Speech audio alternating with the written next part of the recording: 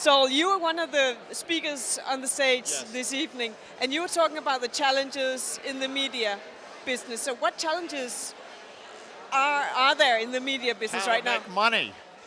I wrote a book called Not for Free.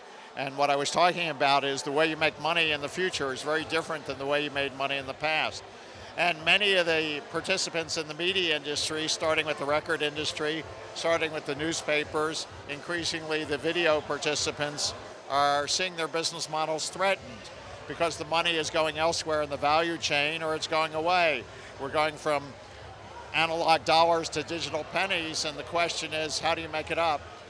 Somebody else wrote a book called Free. I wrote a book called Not for Free because people would like to make money in some way or another. You have to monetize your content. So I'm talking about the different ways you do that, which include traditional charging for it, but also include indirect ways or ways of breaking it into pieces and selling bundles. So there's lots of ways to make money in the digital world, very different, very fragmented than what they've been in the past. And you're speaking here tonight as a vice president in the IBM consultant. But is it when you're speaking like this? What is your motivation to go out and tell everybody else about your strategies? Well, because that's what I do for clients. I help clients deal with these issues and figure out their business models. I was working with the music industry in 1999. Trying to get them to think about a scenario where all music is free, and how do they make money in that environment? Well, to a large extent that came true, and if they had a strategy to deal with that, they would be better off. Today, music is worth more than it ever was. More people listen to music, more money is made from music. It just doesn't go to the music companies. They lost 40% of their revenue, but people spend the money on lots of other things, concerts, devices, to be able to enjoy the music, ringtones, cell phones, and lots of people are making money from the music, but not the music companies. And not the musicians. Well, sometimes the musicians share in that. That's part of the challenge. Who shares in the revenue? It's not just a question of how much revenue, but it's a question of who gets it. So we talk about in the book the idea that Apple came along with the iPod, and all of a sudden you paid a lot for the device, they kept all the money, and you paid less or nothing for the music. So the music companies didn't get paid, and Apple made a lot of money.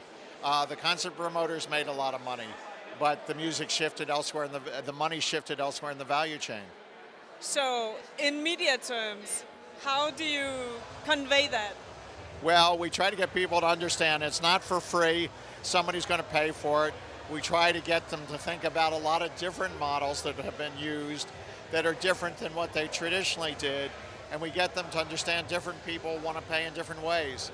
And if I want to pay by watching advertising and somebody else wants to pay a la carte and somebody else wants to pay through a subscription, I've got to offer all those models. And it's going to take a lot of analytics in your business, a lot of capability to be smarter, as IBM says, about how you do these things and you optimize it. So can you actually become a part of that and make some money in that area if you're not if you're not a part of a big company like yourself? Well, there's lots of ways to make money, and sometimes the entrepreneurs make the money.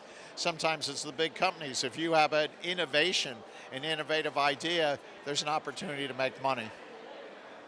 So it's all about the innovation and the courage. It's about innovation, it's about courage, it's about experimentation, it's about doing things differently. It's all about giving the consumer, who now has more control, what they want, as opposed to trying to prevent them from doing what they want to do. Keeping the channel clear. Definitely, and don't try and put your consumers in jail. Try to give them a good experience and monetize that experience.